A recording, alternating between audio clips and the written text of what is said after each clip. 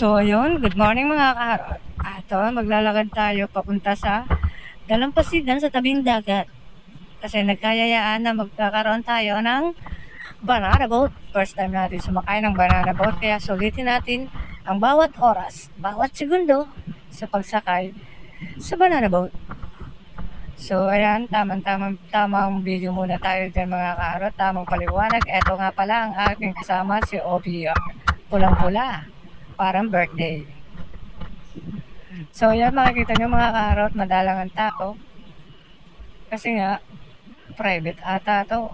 Or private talaga. So hintay-hintay lang natin mga kaharot yung ating mga kasama. At tayo ay sasakay na ng banana boat.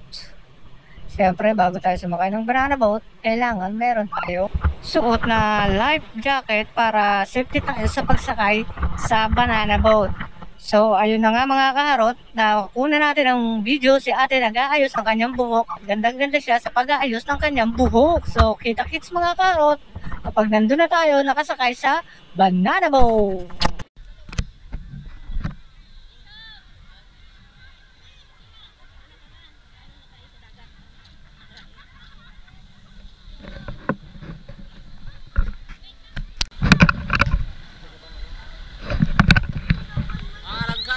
Guys, para maganda yun o.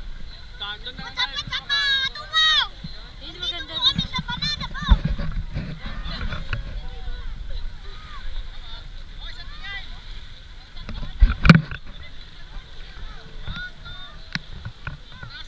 Di ba nataog to?